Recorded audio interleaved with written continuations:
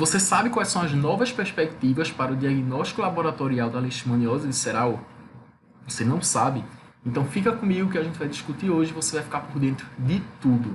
Olá pessoal, sou o biomédico e professor Lucas Portela e hoje a gente está aqui para discutir um pouquinho sobre as novas perspectivas no diagnóstico laboratorial da leishmaniose visceral. Você sabe quais são as novas perspectivas? Você sabe o que o mercado vem trazendo aí de novo para o diagnóstico da leishmaniose visceral? Não sabe? Então a gente vai descobrir tudo isso. Agora você vai ficar por dentro de tudo. Antes de começar, vou me apresentar um pouco. Sou Lucas Portela, biomédico, habilitado em análises clínicas e saúde pública, mestre em medicina tropical, doutorando em inovação terapêutica e pós-graduando do MBA em Gestão em Saúde e Controle de Infecção Hospitalar. Aqui está o meu Instagram, lucasportela.biomed, então me segue lá para a gente manter esse contato, qualquer dúvida, qualquer sugestão. Fala lá que a gente mantém esse contato e também tem essa interação. Nessa minha página eu também faço muitas publicações a respeito de parasitologia, biossegurança e vai ser muito bom ter você por lá. Meu e-mail, portela.lucas.lp@gmail.com. Se quiser entrar em contato, chama lá que a gente conversa numa boa. Bem, para a gente começar um pouquinho aqui, vamos falar primeiro da epidemiologia da leishmaniose. As leishmanioses são doenças causadas por parasitas protozoários do gênero Leishmania. São mais de 20 espécies de Leishmania. A principal é a Leishmania chagas, que a gente mais encontra aqui no Brasil, a principal causadora da doença. A transmissão vai ser pelo flebotomínio fêmea infectado, tá? É o fêmea infectado por Lutzomia longipalpis. Ele é popularmente conhecido como mosquito palha. E as principais formas da doença é a forma cutânea, a forma visceral ou calazar, como é conhecida também, e a mucocutânea. Então esse daí é o mosquito palha, o Lutzomia longipalpis, tá? O vetor fêmea, que vai ser o calazar, que vai estar envolvido na transmissão da leishmaniose. Então ele é um vetor que ele gosta muito de ambientes que contém muita matéria orgânica, então regiões próximas à mata, casas que tem ali, vamos dizer, galinheiro perto, que tem presença de animais, teve acúmulo de matéria orgânica, é um ambiente propício para o mosquito palha, que é um ambiente que ele gosta. Com o avanço, com a urbanização, ele está começando a ser presente nos grandes centros urbanos, tá? Devido à falta de saneamento básico, às condições de moradia, então ele está começando a ser presente em regiões urbanas, tá? Coisa que antigamente não era uma doença de caráter rural. No ano de 2017, foram registrados 22.145 novos casos da doença. E vejam, 94% desses casos ocorreram em apenas 7 países.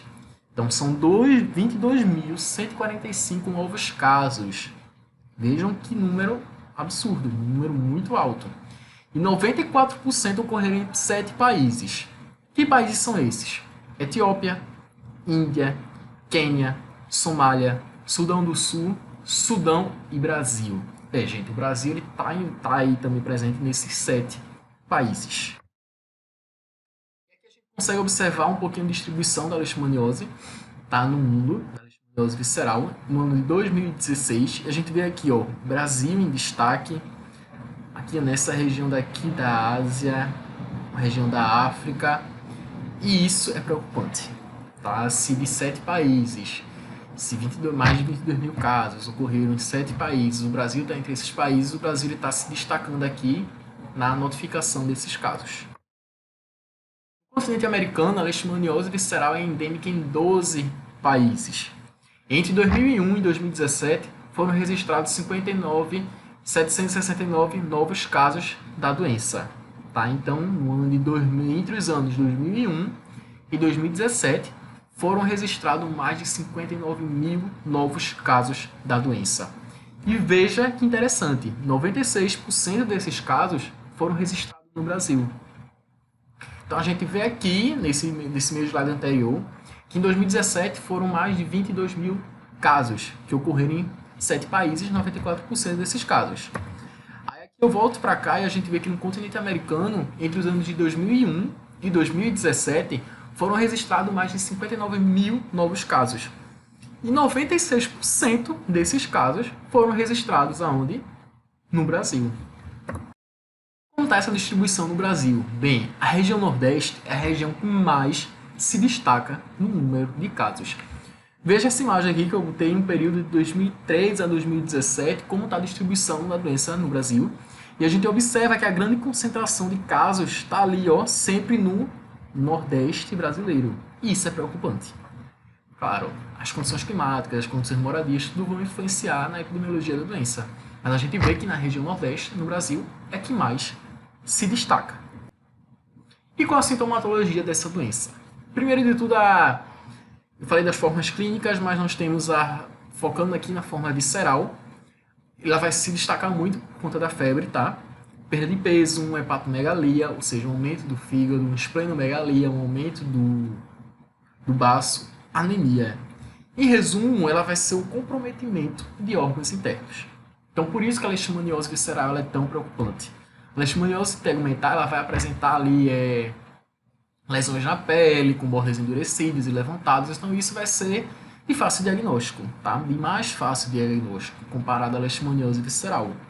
Por quê? Porque uma pessoa, se ela está ali com uma lesão na pele, que ela vê que aquela lesão está aumentando, que aquela lesão está ficando feia, então o que acontece? Essa pessoa vai procurar logo auxílio médico. Já no caso da leishmaniose visceral, febre, perda de peso. Daqui que vem, que a pessoa venha procurar um serviço de saúde, essa doença ela já pode estar em um estado bem mais avançado. Por isso que é tão preocupante. Então, o comprometimento de órgãos internos é aí o que mais chama atenção no caso da leishmaniose visceral. E ela tem uma alta taxa de mortalidade. Então, a leishmaniose visceral não sendo tratada, a alta de mortalidade dela vai ser muito grande. Então, aí, mais uma vez, a preocupação em relação à leishmaniose visceral é preocupante. Tá? Ela é uma doença de notificação compulsória, ela é uma doença negligenciada devido a todos esses fatores que a gente vem aí discutindo. E um ponto importante que eu quero destacar aqui é em relação aos casos assintomáticos. Os casos assintomáticos eles vêm se tornando a preocupação em relação à leishmaniose. E se esses pacientes assintomáticos infectados estiverem contribuindo para a expansão do número de casos? A gente tem toda uma política pública de combate à leishmaniose visceral. Os números da leishmaniose visceral sempre estão ali aumentando e sempre estão ali em níveis altos. Então, será que as estratégias de controle elas estão sendo eficientes? Vamos botar agora em pauta em relação ao assintomático. Esse assintomático ele pode estar aí atuando como transmissor da doença. Vamos lembrar que esse assintomático, por exemplo, ele pode ser um possível doador de sangue. E aí?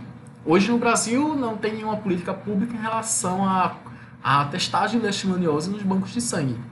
Tá? Ele diz que não é uma preocupação, apesar de já haver casos. Tá? Então, tá aí uma preocupação. Esse assintomático ele pode estar atuando aí como transmissor da doença. E o que mais interessante é que se a gente for observar na literatura, os casos sintomáticos é apenas uma pontinha de um iceberg. Os casos assintomáticos podem estar aí muito superior em relação aos números sobre os casos sintomáticos.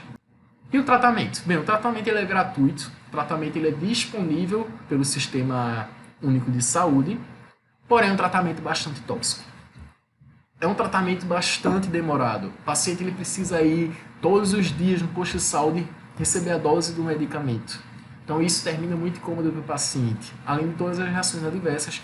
No animal, o Ministério da Saúde recomenda a eutanásia do cão, por exemplo.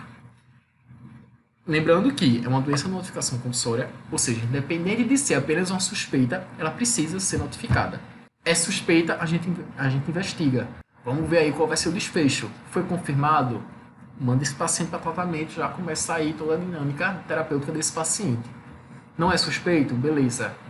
Menos mal porque não é leishmaniose. Então, mas tem que ser notificada, lembrar sempre disso. O diagnóstico laboratorial da leishmaniose visceral vai ser realizado por meio de técnicas imunológicas e parasitológicas.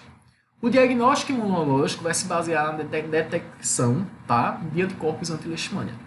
Então, o diagnóstico imunológico vai se basear na detecção de anticorpos anti-leishmania. Os testes sorológicos podem continuar reagente mesmo após o tratamento. Então, estou chamando a atenção aqui para isso aqui, ó.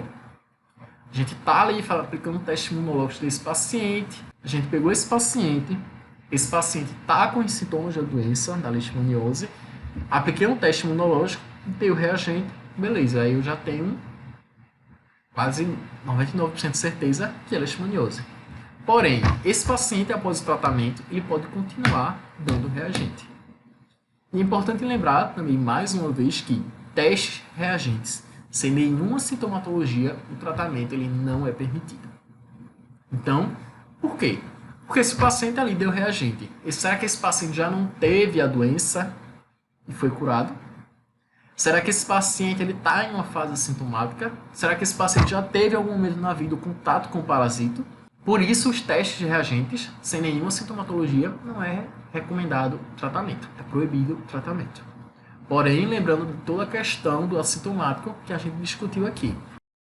E quais as novas perspectivas no diagnóstico laboratorial da leishmaniose visceral? Você sabe quais são essas novas perspectivas? Novas tecnologias laboratoriais ainda são pouco exploradas devido aos custos. Então a gente sabe ali tudo que é novo ali, que está começando, que promete ser revolucionário, de início vai ter um custo bem alto, vai ter um valor bem agregado. Porém, devido aos aspectos inovadores, são promissoras ferramentas. Então nós temos aí ELISA, PCR, tá, o diagnóstico molecular, e a citometria de fluxo. Ah, professor Lucas, por que tem ELISA aí? Se o ELISA, qual é a inovação do ELISA? Bem, o ELISA está em constante aí inovação. Primeiro, pelos kits comerciais.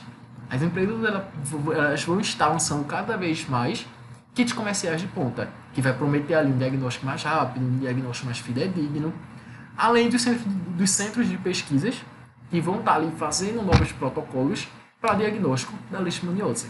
Então, por isso aí a ELISA ela continua sendo aí inovadora, sem contar a automação que vem ajudando aí muito quando a gente vai fazer ali o ELISA.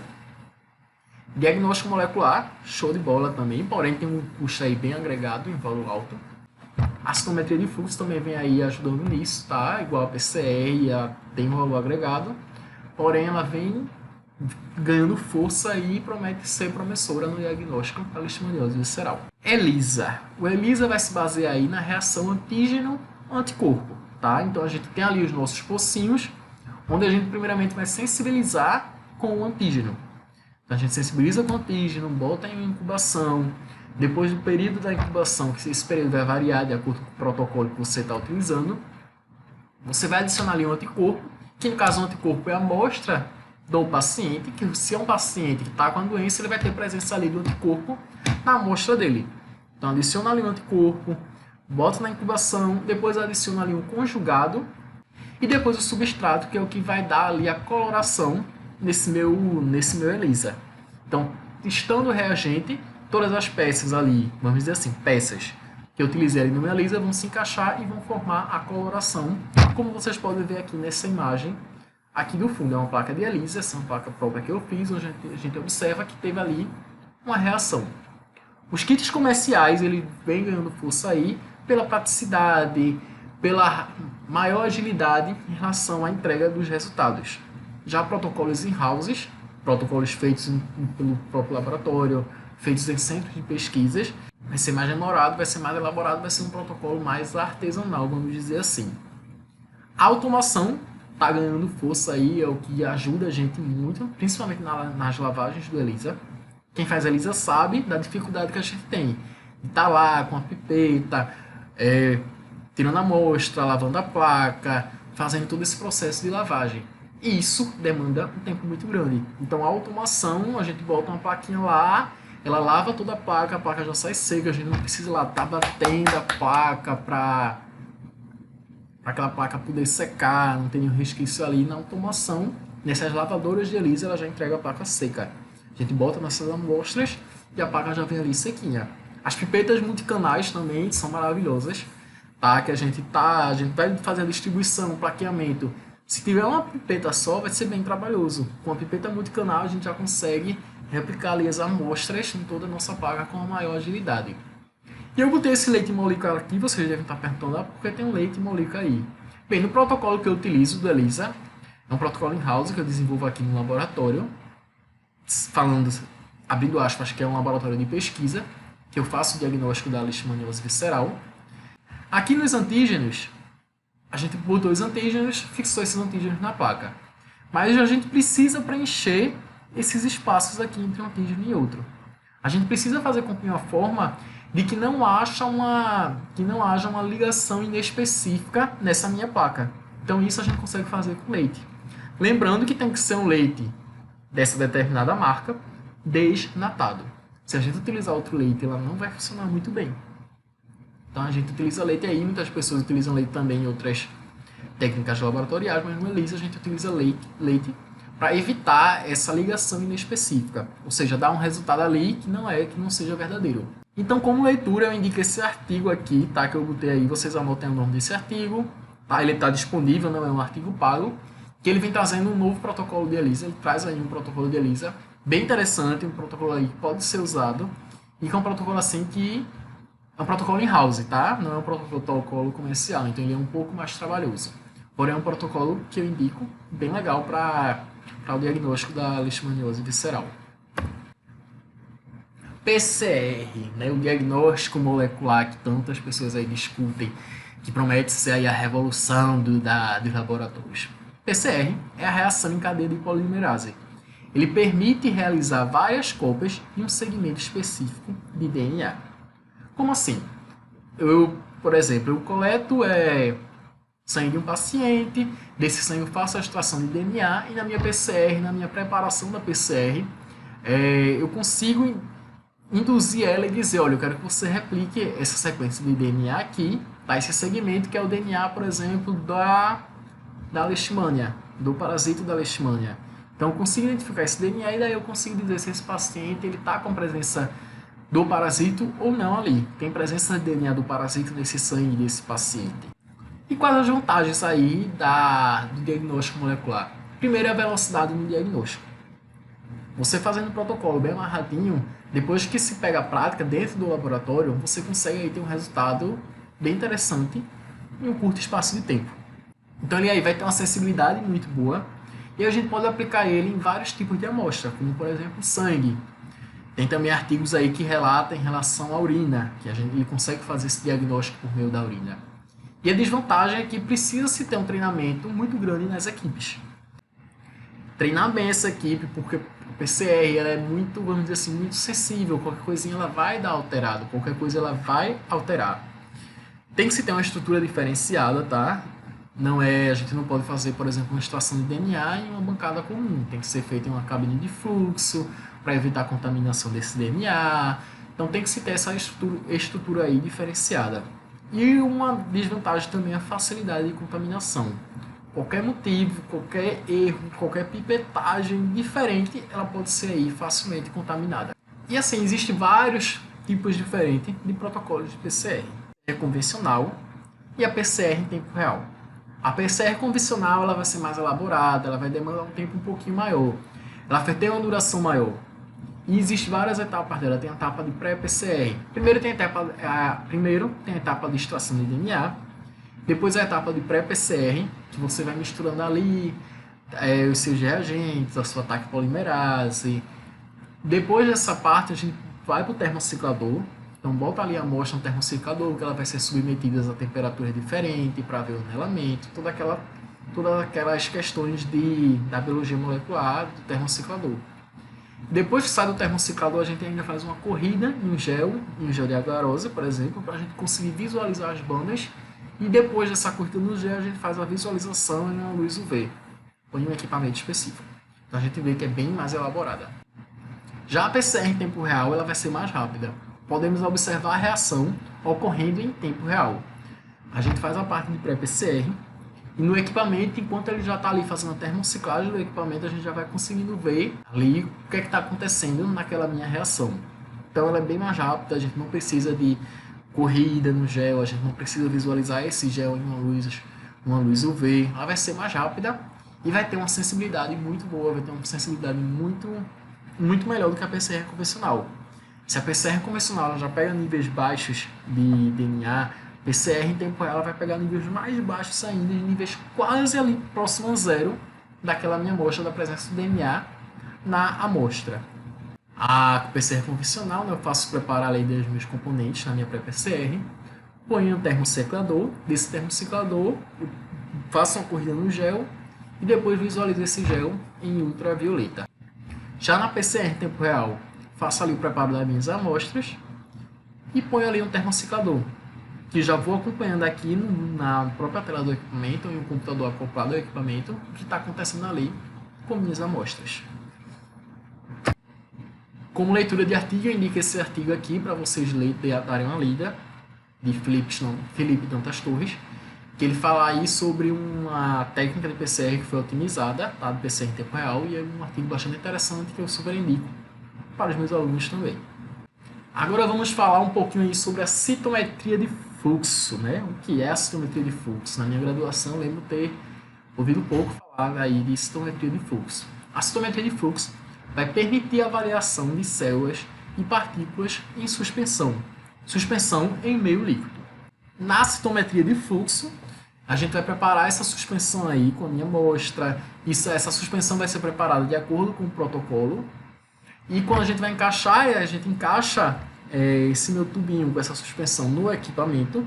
E o equipamento, por meio de uma pressão ali de um fluido, ele vai sugar aquela minha amostra e vai ter um laser ali que vai estar fazendo a leitura da propriedade que eu tenho interesse, de células que eu tenho interesse. Então ele vai fazendo a leitura e ele vai me dando as informações já após esse processo, ele já me dá as informações ali de como está distribuída aquela população, uma população de leishmania, uma população de células.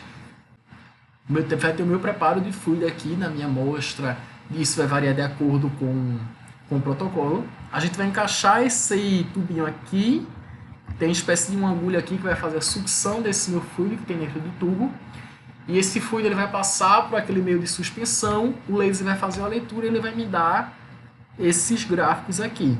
Que aí eu vou conseguir identificar aí a população de leishmania, o tamanho da célula, várias outras características aí que eu vou conseguir identificar por meio da citometria de fluxo.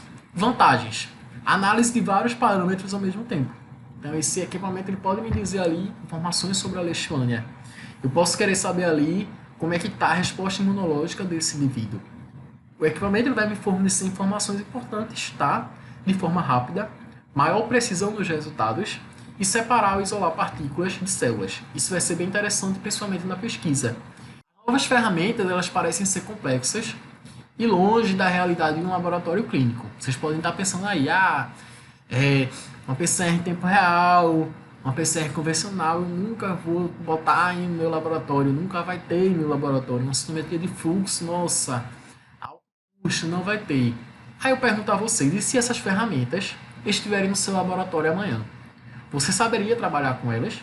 A gente está em constante desenvolvimento, a gente está em constante mudanças. Então, se nós ficamos na mesmice, vamos lá, se você fazer ELISA manual no seu equipamento. Para que eu vou aprender PCR se é uma metodologia cara e meu laboratório nunca vai botar isso? Mesma coisa da citometria de fluxo. Mas você sabe trabalhar com essas técnicas?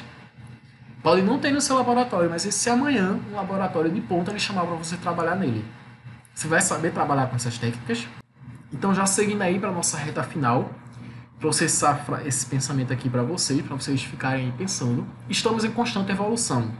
A inovação no laboratório ela já é realidade. Por isso, mantenham-se atualizados. Não fique parado no tempo, se mantenha atualizado. Se você parar no tempo, você vai ficar fora do mercado de trabalho. A nossa profissão, a gente está vendo aí dificuldades no mercado absorver tantos profissionais que estão sendo formados aí. Então, se você tiver um diferencial, você vai se destacar dos demais. Então, mantenham-se atualizados. Tá? Mantenham-se sempre assim de olho nas novas tecnologias que estão aí vindo e que estão para vir. Então é isso, pessoal. O meu muito obrigado. Peço a vocês que me sigam lá na minha rede social, tá no meu Instagram, lucasportela.biomed. Me segue lá eu tenho um conteúdo massa de parasitologia, tenho um conteúdo muito interessante de biossegurança também, estou sempre lá postando, estou sempre lá presente. E eu costumo mostrar também a minha realidade, o meu dia a dia em um laboratório de pesquisa. Se você quer me ver na sua cidade, se você tem interesse também de me convidar para palestras, também estou disponível. O meu e-mail tem lá no começo do slide, tá? Mas vou falar aqui também, portela com 2 L's, .lucas.lp@gmail.com. Pode falar comigo também por meio do meu Instagram, lucasportela.biomed. Vou ficar muito grato com o teu convite, tá? Em palestras, simpósios, estou disponível. Vamos combinar aí. E é isso. Estou muito feliz de estar participando aqui dessa segunda semana. Para mim está sendo enriquecedor ter esse contato online, que eu até então tinha pouco. Mas espero que vocês tenham gostado, tá? Na minha vida real, não nas telas, sou professor também, professor convidado, palestrante, sou pesquisador, sou biomédico, trabalho aí bem na área de parasitologia, diagnóstico molecular também já trabalhei, e estou começando também aí a dar algumas visualizações em relação à parte de biossegurança. É isso, meu muito obrigado, tchau, tchau e até logo.